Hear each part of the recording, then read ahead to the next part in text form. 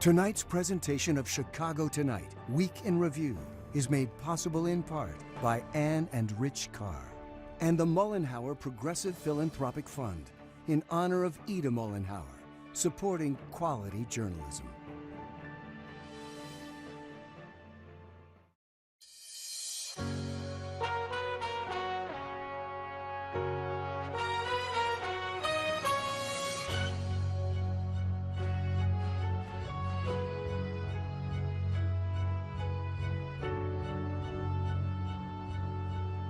Hey everyone, thanks for joining us on the Week in Review. I'm Paris Schutz. We'll be joined by our Week in Review guests in just a moment. But first, early voting is up as candidates for mayor enter the final stretch. Our effort and our move to redirect and defund the amount of money that is spent in policing. Lori Lightfoot targeting Brandon Johnson in campaign ads and at the last mayoral forum. Mr. Johnson says that safe cities in the U.S. do this, and this. But what safe cities in the U.S. do is they don't defund the police, which Mr. Johnson has been the architect of. Meanwhile, some anti-Lightfoot commercials blanket the airwaves, paid by dark money. Florida Governor Ron DeSantis comes here Monday to talk to Chicago's Fraternal Order of Police, and it's getting reaction from candidates for mayor. The Bears close on the $197 million Arlington Park parcel, and the governor touts his new budget that increases early education spending.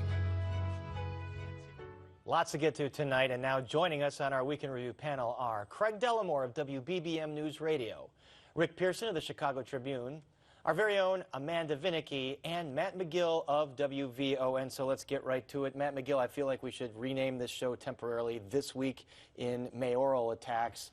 Who's up? Who's got the momentum? Who's down? Who's going to make it to the runoff? Well, you know, it looks like Vallis has the easy shot, right? Because he's coming with no competition, seemingly, for his voters. And as you've seen between the three that are going to position themselves to run against Vallis, and all of them want to run against Vallis, right? They don't want to run against each other in the runoff.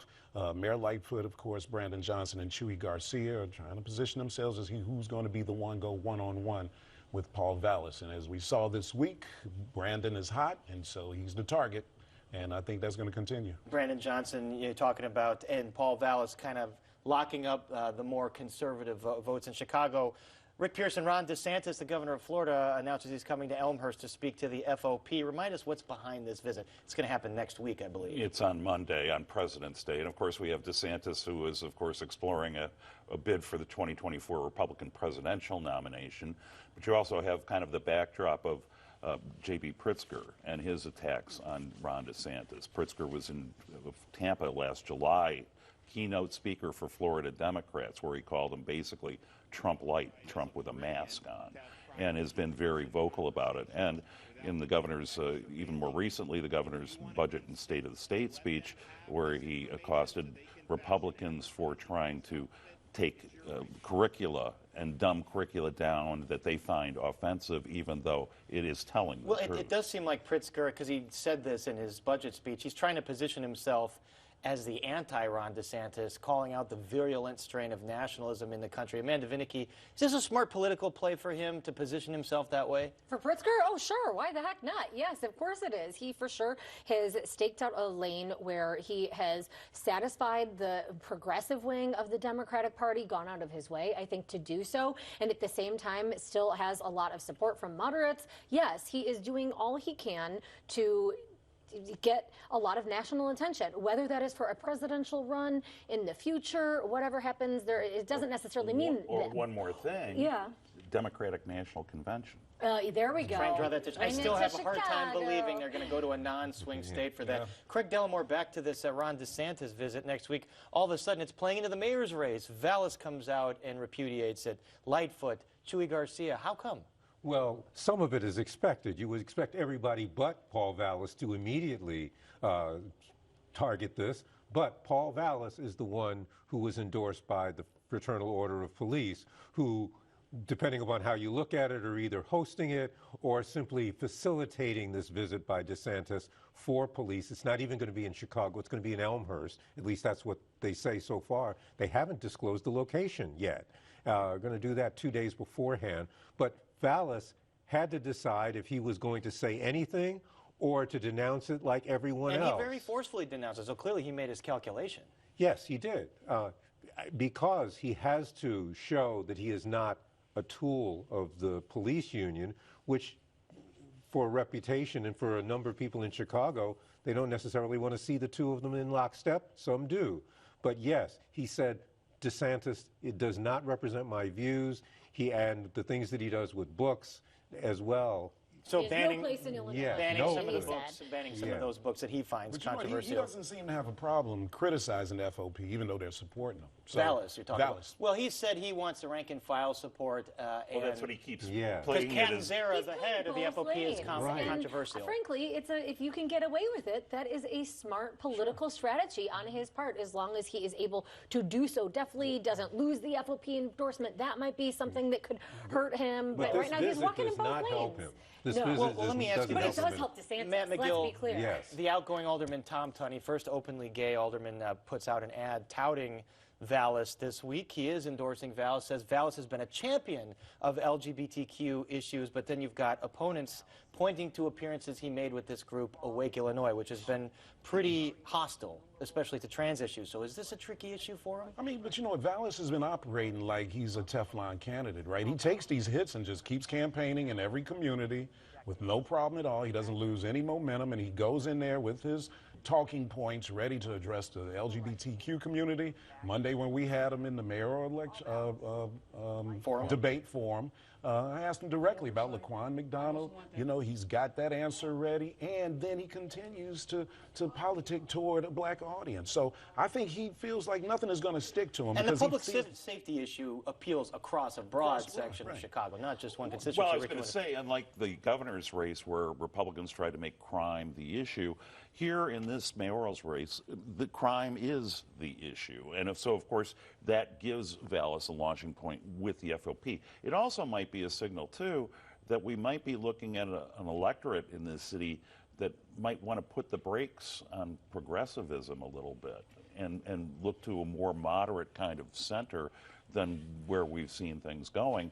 And, of course, that's where Vallis has an appeal as he swings from one side to the other, depending on what audience he speaks to. I think something like Awake Illinois, they don't have widespread recognition in Illinois. Surely they are known by certain, and I think, political circles, but that's not a group that I think many voters are This is the group, the of. conservative group that talked about trans issues. Yeah, right. But one thing, so when he went and spoke to them that we all knew about and was called out for it, and then he apologized and said, oh, I didn't know that they had this kind of background. Well, then we find out that he had spoke to them even earlier and said that the head of the group probably ought to consider running for governor. So, you know, a lot of questions really of who is Paul Vallis. But yet, Craig Delmore, he seems to consistently lead in the polls that come out. What are we to make of that? Certainly at least in the top two. And I think part of it is that the way things are marketed. We are now in an era where there's substance and then there's what the public is actually seeing. And you've got 9 candidates. The only thing people are going to know about these candidates are the things that we tell them and the stuff that they see online. And I think that is allowing any of the candidates really to craft their own image, to present it in a cogent way, and you just keep talking, you keep hammering away at that message, and people eventually will stop seeing the other stuff. Maybe one message to one constituency, because they're only going to see one part of it, and then another message to another constituency. And Matt McGill, you co-moderated a debate this week, as you mentioned. You tried to pin a lot of the candidates down, including Brandon Johnson, because he's gotten the bulk of his support from the Chicago Teachers Union. You asked him, will you be independent, because you've got to negotiate a new contract with him. Were you satisfied with his answer? I mean, yeah, of course the answer is going to be good, right? Because he's probably anticipating that question is going to come. But it does create a little dilemma for him, right? What I really want to ask him, would you remove yourself from negotiations, right? And I don't know if that's ever happened before. Because he is an officer with the teachers union right now. With the teachers union, right? But I think the big question that you're going to see Mayor Lightfoot and maybe Chewy, they're going to say, who really will be mayor if Brandon Johnson becomes mayor? And they'll just start showing pictures of CTU leaders and saying, is Brandon really the mayor, or are these people really the mayor? Is CTU President Stacey Davis Gates really the mayor? The whole equation equation changes if he is the one that makes it to a runoff. Those attacks have not really come to the fore as much as you would have thought yet, but I think that's because he isn't the top candidate yet. He's got a lot of commercials going. He's a very good communicator, smart, he's likable, and so I think he's starting to create That's why Lori Lightfoot is aiming her fire at him and hitting him on the tax issue, where he's saying he would only tax the rich, and she makes it clear in her messaging, yeah, the rich, as in $100,000 or more, which includes 34% of the teachers and most firefighters and police officers. Following up on that, Craig, Lightfoot did turn her fire toward Brandon Johnson, citing, or at least in a Sun-Times article, citing internal polling showing him surging. Are we to believe that polling? Because I haven't seen any public polling showing him surging like that. I think this is one of the most fluid elections that I've covered, where depending upon who's talking, there's an ebb and flow. At some point, Chewy was up, and he was surging, then Vallis is surging, and now you're seeing some building, but that may also have to do with the CTU people being out in the streets and trying to drum up the votes. So that's going to flow. Don't forget the large degree of undecided voters still at this point. You cannot ignore that, because often we don't know where they're going to go. They might not know until they get into that polling booth. Yes. Rick Pearson, what about this dark money stuff that's going on? You've got a bunch of ads funded by dark money groups in support of some of the so-called top-tier candidates. What do voters need to know about this? Well, it's what we need to know about it, I think. This is the problem of when you have candidates talking about transparency. These are ads that are coming from the outside. They're supposed to be independent and not coordinated by the candidates, which basically means they look at the candidate's website, find out what the messaging is, and then that's the messaging they put up in these advertising. I mean, this is one of the problems, frankly, of the Supreme Court ruling on campaign finance that allows outside influences to raise and spend unlimited amounts of money without having to reveal who their sources are. And of all the candidates, the one independent expenditure group has listed its donors. One of them, Elsie Higginbottom, who got a contract from the city. This group is supportive of Mayor Lightfoot. But what about but they're also able to skirt rules about all of this is legal. You know, I mean, it's skirting, and that's the problem with campaign finance regulations. Money is like water. It always flows and finds a way to evade. Yes. Well, if you had to guess, though, who are the folks supporting Paul Vallis versus Chewy Garcia versus Brandon Johnson? I mean, I think we can guess, versus Mayor Lightfoot. Well, I mean, if you look at Vallis, right, we're going to think, there are going to be some closet Republicans that are throwing money into his campaign. It'd be Republican business types. Yeah, and which, frankly, that had been one of the big questions in this whole campaign, was where was business going to go? And we're seeing and maybe out of the closet Republicans, right, they have no problem putting money toward a Vallis campaign. When you look at Brandon, obviously, we know where his money's coming from. Unions. The mayor, though, right, I think you're going to see the business community, man, they want to support the incumbent. Right? I think there's part of the business community it does. I think that's one of the things. We don't have a unified There's business also bet community. hedging that can go on Exactly. as well. But generally, if you're going to do that, you're going to want the mayor to know that you gave. So that's going to be less with this dark money groups and more, hey, just letting you know. A business endorsement today. I can't think of it, but she got a big business endorsement today. Well, speaking of some of the big business groups in the city, the Bears, they're a big business in the city. They close. How about that transition there? So they're closing on this $197 million purchase of the former Arlington International Racetrack. It's theirs. They own the land now, but they say it doesn't guarantee that they're going to build that stadium there. Is there a small window here for Chicago to keep? Actually, I think there's still a big window. That's just one step along the road, but you also have to get the approvals for the planning, the actual stadium itself. There's so much more to go. So Lori Lightfoot is not wrong in saying now we can really negotiate, because we couldn't talk to them while they were doing this sale. Whether that can succeed, that's another question. But they can still talk, and there will be a lot of talking going on. There's still people in Arlington Heights that want to make sure no tax money is spent on the stadium or anything around it. There are people in Springfield who are saying that. So Yeah, they've got some hoops The to mayor of jump Arlington through. Heights seemed a little welcoming, though, didn't he, to that? Oh, yeah. Oh, yeah. That's for our local And then leaders. I always, whenever you hear, like, the governor said, I don't agree on letting public money go to private businesses, in the back of your mind, you said, but it's going to happen. But is that the leverage Well, the city can use to keep them in Chicago? They're gone. Yeah. They are gone. And Tell me what you really They think. don't want what the Soldier Field Bears can are offer. Arlington Heights. They own it. This is all about money, revenue to the Bears. There is nothing that can be done at Soldier Field absent of trying to get the Park District selling the stadium to the Bears, which ain't going to happen. The Bears are gone. Sure, there's all these hurdles, there's all these questions, and this is, of course, even the Bears saying, you know, well, we might need this and that or whatever.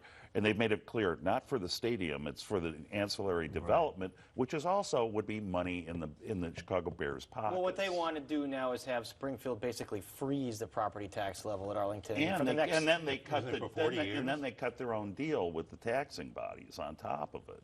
I mean, either way you slice it, the Bears want some kind of public assistance. Amanda, are they going to get it?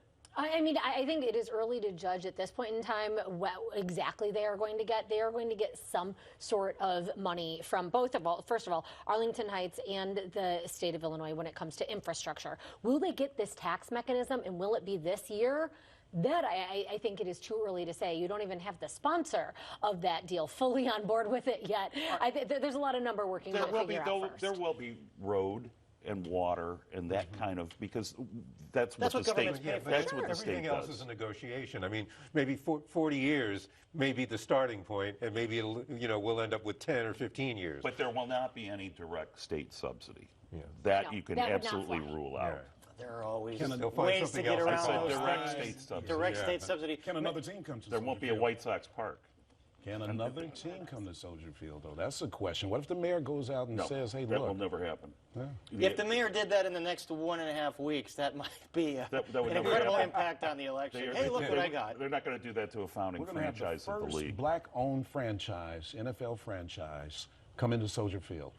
That'll get a black vote How going does this for. play into the mayor's race, especially with a week and a half left to go? I don't think it does at all. I think most Chicagoans know that the mayor, of course, wants the team to be here. In fact, I think people inside the city will probably be more upset that the Bears are leaving. They understand the dynamics of it.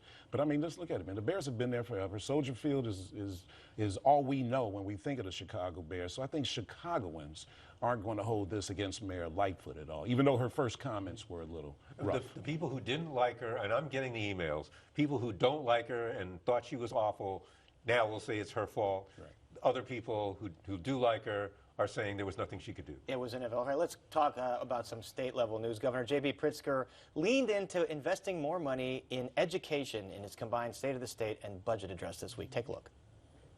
Enhancing quality early care and education is a win-win solution for remobilizing parents in the workforce, enhancing brain development and kindergarten readiness. So big new spending on early education, Amanda, but education across all levels, higher education, middle school, high school. How much are we talking about? We are talking about, there's actually a lot of different figures. You could total it up. Some would say $1 billion. It depends on kind of how you look at it. The point being, education is going to be his big move, especially this early childhood investment. He wants that to be his signature program. He's touring the state to do so. I think that that's something that he's going to get some sort of support from. Even Republicans, you can't dispute the research, and B, that's a feel-good thing to give money to. So he's going to get it. Will he get all of that? The fight in Springfield is going to be over the rest of it. And also, I want to point out while we're on this, it is interesting because there is additional money to play with. What was that used for, by the way, in an election year? One-time tax cuts. What is that going to be used for this year? No. There's none of that. Not tax cuts. Not tax cuts. And so I do want to point that out. What the Republican criticism of this is not that necessarily where the money is going is bad, just that where the money is not going, number one, and number two, what is going to happen to the economy and how much do you bake into these programs with expansion, and what does that mean down the road? That's the other thing, Rick Pearson. I mean, he's painting a very optimistic picture about the state's fiscal condition. The pensions, underfunded, low they may be, are slowly becoming more funded. There's a rainy day fund now. The debt is reduced. Is it really as rosy as he paints it? if I'm him, I'll take all the credit in the world for it, given what we've seen over the past many decades, and most recently during the 2 years without a budget under Bruce Rauner. Yes, I mean, we paid off $16 billion in overdue bills. We paid off billions in borrowing from the federal government to pay unemployment during the pandemic. The state has been doing very well. That having been said, we're not out of the woods here. I mean, we are always going to be teetering here on a long-time basis, especially because of pensions. But going to that early childhood stuff, that certainly is a bipartisan play. It's also very much in his wheelhouse. I mean, even before he was governor, with Ounce of Prevention and those groups, Pritzker could have recited that whole section of the speech dealing with early childhood without looking at a teleprompter. I mean, he knows this stuff back and forth. And former Governor Bruce Rauner, a Republican, was also big on that issue. His wife ran the former Ounce of Prevention. And also, I'd be remiss to point out that this was also a Rod Blagojevich proposal back in the day. A proposal, not only just a proposal, a law. I mean, we were already supposed to have all of these things. Well, I'm sure he'd be Universal happy pre-K. to talk to all of us about that. I'll if we let him asked talk to you. No, thanks, Rick. I'm happy talking to all of you. Craig Dellimore, Amanda mentioned, he's likely to get some bipartisan buy-in here. He's got Democratic supermajorities. Is this budget going to sail through? Nothing sails, but yes, I think it will get through largely intact. But they will make a few nods to the Republicans. I mean, there's still some concern about how much money there is in the out years, and so I think he's in pretty good shape. And fortunately, his election's over. So. Well, and you also have groups that are saying we didn't We get want anything, more. Yeah. or we didn't get anything. Child tax credit expansion, those kinds of things. So this is all going to be part of the give and play. Not only that, you have nearly every mayoral candidate saying my solution to CPS's financial woes is I'm going to go to Springfield and get more money. Well, he stayed away from city issues for the most part, right? Well, I mean, we could talk about what he didn't talk about. He didn't. He didn't talk about criminal justice reform or crime. He made a passing glance about improved funding for law enforcement, but He that didn't was talk it. about his He didn't talk big about, gun law that he had signed. He didn't talk about issues with energy. I mean, really, he didn't touch on many. The criminal justice was last year. Remember? Yeah, we moved on. Yeah. The gun law, which has some injunctions on it, although a judge in Chicago did uphold one of the court cases. So some injunctions, some areas where there's no injunctions, it's all super Lots of court confusing. cases flying there. That's all we need to know. It's the federal courts are going to be It's the deciding federal courts it. that will That's what we decide need to this. pay attention Well, speaking of guns, unfortunately, more mass shootings this week, one at Michigan State University on the 15th anniversary of the Northern Illinois University shootings. Also, Robert Crimo Jr., the father of the man charged in the Highland Park 4th of July parade massacre, is himself charged for sponsoring his son's gun ownership application. Meanwhile, Highland Park Independence Day celebrations will look very different this year to honor the fall. And Amanda Vinicky, you did a nice story about the gun legislation last night, what guns are banned, what guns aren't banned. I remember law enforcement saying as much as they wanted to charge Crimo's father here, they weren't exactly sure that they could. So what changed? He's been charged with reckless conduct and 7 counts for the 7 individuals who died at the hands of his son. I don't know really necessarily what changed and what all the prosecutors came up with, but certainly I think you can look at this as somebody who, again, gun rights advocates would say this is an example of somebody who should never have been granted a FOID card in the first place and shouldn't have owned a gun, that there were red flag laws on the books that were not used. And so this has led to some change in Springfield outside of these charges, where there's supposed to be additional money and campaigning to raise awareness of what can be done if you want to raise a red flag about somebody's conduct. Also changes in the research that ISP does. The issue is Crimo's father signed his son's FOID application, knowing his son had all kinds of problems. Including with his own family, accusations of attacking his own family members. But the problem is that the law can't keep up with how deep the problem is. I mean, what can the law do about a father who knows his son is violent but still allows him to get a gun? I don't think there are red flag laws that can get into that until after the shooting has happened. So I think what we're going to see is the law starting to evolve and people talking more about what could we have done that we didn't do, and whether these charges stick may be what helps figure out where we're going. Gun culture, right? In Chicago, crimes are happening with stolen guns, illegal guns, right? You go outside of Chicago and the gun culture is, hey, son, you're 16? All right, let's get your gun. And that's the world we live in. That's the bottom line. We live in a country where there are more guns than people. And so these stories are going to keep happening. Yeah, and it's, this gun law in Illinois would grandfather in those assault weapons, so-called assault weapons, that folks already own, and there are millions of them already ownership. Rick Pearson, we have about 30 seconds here.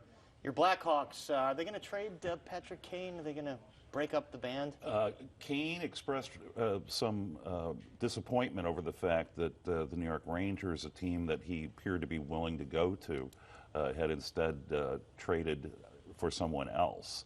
So now, I mean, it's his destiny, basically. The Hawks aren't going to do anything. They want to do right by him. He wants to do right by the Blackhawks. Trade deadline's still about 2 weeks away. I'd still be surprised if he's still in a Blackhawk sweater. We're kind of just living on the greatest 4 words in sports, pitchers and catchers report, which is coming up soon. Correct. That's all we've got right now. All right, and this is all we've got for the show. We are out of time. Craig Delamore, Rick Pearson, Matt McGill, and Amanda Vinicki, thank you all very much.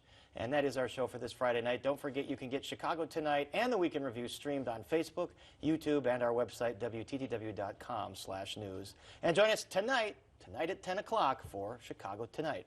And now for the Weekend Review, I'm Paris Schutz. Thank you for watching. Stay healthy and safe, and see you at 10.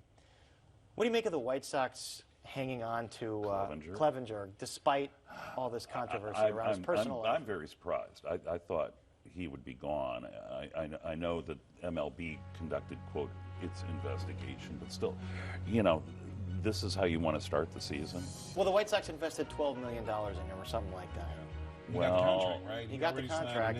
They'd have to eat that money. Yeah. But, I mean, I think on the score, one of his accusers went on and kind of talked about all the domestic problems that he's had.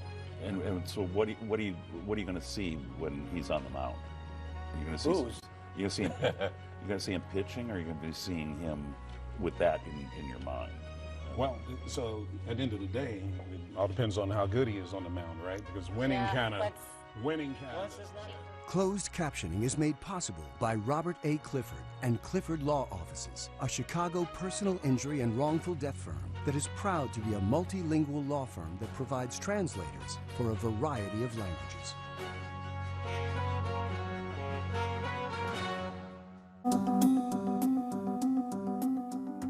Hi, I'm Alan Cumming, your host for the annual awards ceremony that honors movies and television made by grown-ups for grown-ups that speak to grown-up minds. Join me and career achievement winner Jamie Lee Curtis. The only thing I got going for me in this whole big wide world is this body, this face, and what I got up here. I like being the best. For the Movies for Grown-Ups Awards with AARP, the magazine, on great performances. Tonight at 8 on WTTW. What do you want, Nelson? One guess. The victim is Susie Colebrook. I'm afraid she's been murdered. Give me what you got. All right, then. So, we have a bullet wound to the heart. More holes in this coroner's report than Swiss cheese. Murder cover-up at Briar Lane? Someone wanted this woman dead. We need to find out why.